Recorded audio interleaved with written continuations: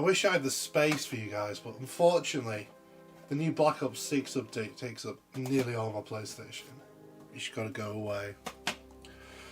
What fun times I would have had, but no. Unfinished. Every single one of yous, especially you, Vita.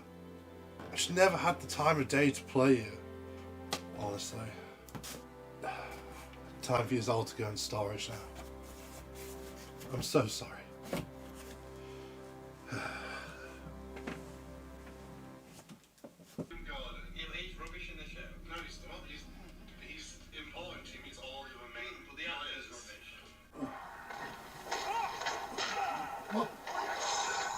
Must have been one of the brothers, surely.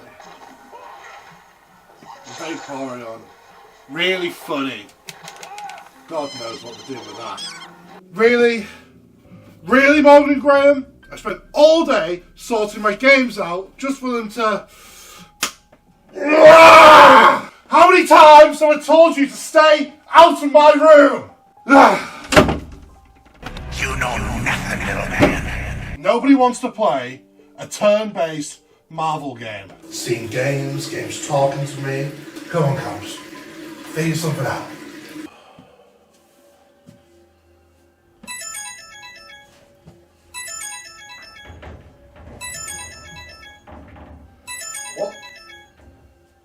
What's that doing there?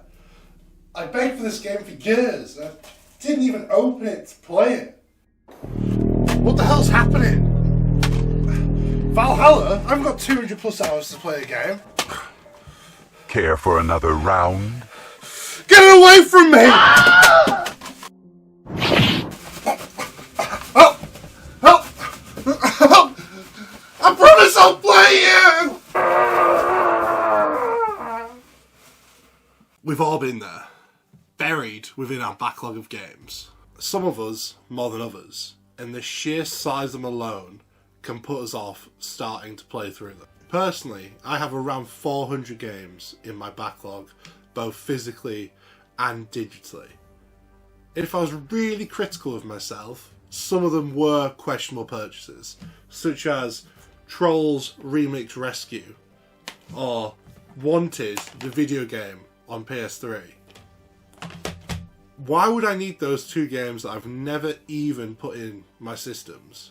From the outside looking in, you would think, yeah, I've wasted thousands of pounds on games from Resident Evil 6 to Cluster Truck. But I don't think that's the case. Yeah, physically, I do not have enough time of the day to play 400 games. Having a large backlog of games gives you a unique experience. I, personally, don't buy new games. The only new games I buy are from one franchise, and they come out every 2 years or so. Other than that, I've not bought a full price game for years. But I still play a lot of games. This gives me a few advantages. Firstly, I buy games at a reduced price. So everyone complaining about the $80 price tags or whatever the new Nintendo games are going to cost. But I will never buy a game at that price because I can just chill and play some old games until they drop in price. And secondly, when I play games, I play them with all the updates. I remember playing Assassin's Creed Unity thinking, why were people so mad at this game? The game was really good with all the updates. Playing games like this allows me to actually experience the games how the developers intended. It's only the big corporations that are forcing the games out early. If you play a game after 3 or 4 updates, that's what most likely the finished product would have been if they weren't forced out. So just be patient with them. Most video games drop in price fairly quickly.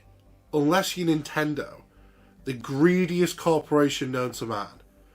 Nintendo games stay full price and just increase in price, which is absolutely stupid. But, and this is a big but, I've been running into more and more problems recently, and that is through 2 things. Firstly, games get delisted from the store. You can buy the license to have a game digitally, but the people you bought the license from can just remove it from you. Reduced to atoms. Legally, I guess makes sense, but as a consumer, it's absolutely a betrayal of trust. And secondly, here's a personal anecdote. I was interested in Crew Motorfest, but I already have Crew 1. So I installed Crew 1, loaded her up, but you can't access the game. The servers are offline. And that is absolutely horrendous. As somebody who plays old games, I don't play the multiplayer. I have no issue with not playing the multiplayer. But being forced out of the single player because they are online only games is atrocious. So I understand that Ubisoft have to nuke old servers to make space. But guess what now? I don't want to play any more of your crappy racing games, Ubisoft. What? Instead, I'm going to play a game I know works, Burnout Paradise, by your big friends EA, and play that instead. I'm returning to the price point of new games. It is absolutely ridiculous.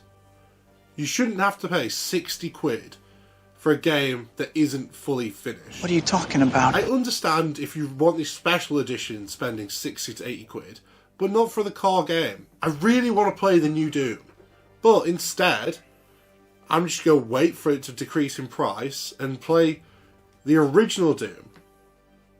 Never played that before, but for some reason I own it. Same with Doom 2.